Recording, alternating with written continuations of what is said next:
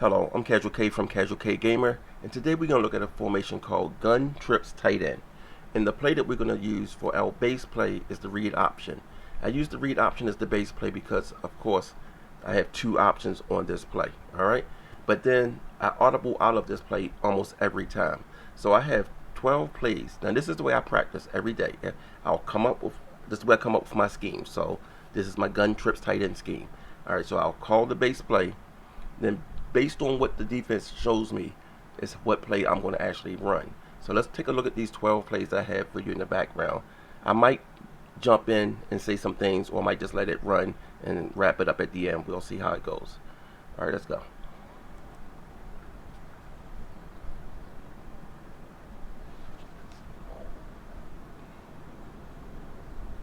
Now when you see when I pick the defense, I just press down on the left stick. They go random defense. Okay, so he's a man-to-man on this very first play, so most likely the quarterback is going to keep the ball. There you go.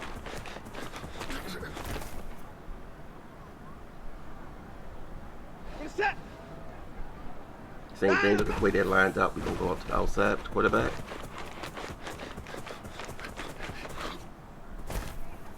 Silly dive there. Hey, 31!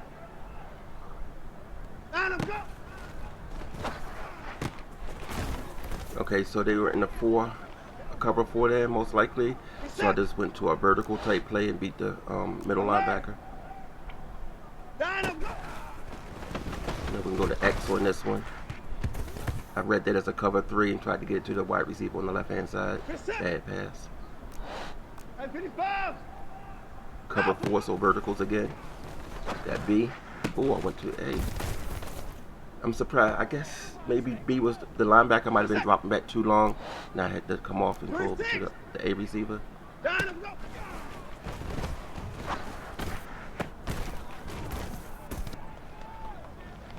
that was the proper read. Cover 3. Get to the wide receiver on that cover 4 here. B is out number 1. Okay, we ran it. So if I'm grading myself there, I don't know why I ran the ball there.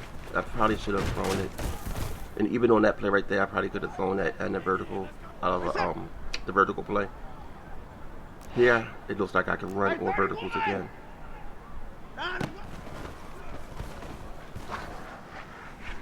Alright, so I ran out of time and just threw it over his head. Now, that's only the second play that's been stopped, technically. We've gotten at least 5 yards with every other play.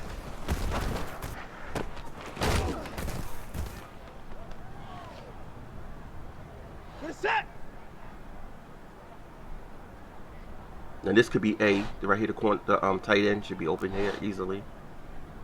Hey, alert! Out! Yeah, the tight end's wide open. So.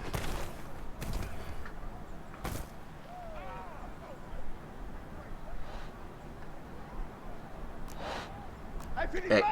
So you got your wide receiver down the left-hand side on the numbers.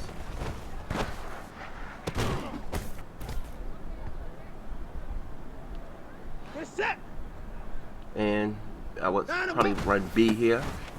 Oh, you ran the ball, okay.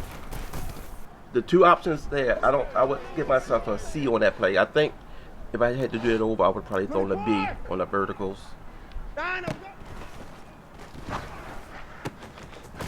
See how that right that play? When they come up in that cover 4 like that, if the linebacker moves forward, B is going to be over top of the linebacker every time.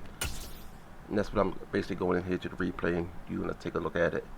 And also, what you're going to notice, I think it's the wide receiver running down the seam. You see how the cornerback stepped to the outside? He was shading to the outside. Let's bring it back up here. The cornerback that's over top of the wide receiver, which is right above the 30, he shades to the outside. He's given me I could throw that ball. Let's go ahead and highlight that. I could throw the ball to this receiver right there, but for some reason I held it and waited for the guy across the middle, because B is my number 1 read on this play. So I waited for B to come open. And if you look at the tight end on the right-hand side, he's really not open. The man moves away from him after the play, after the ball was in the air.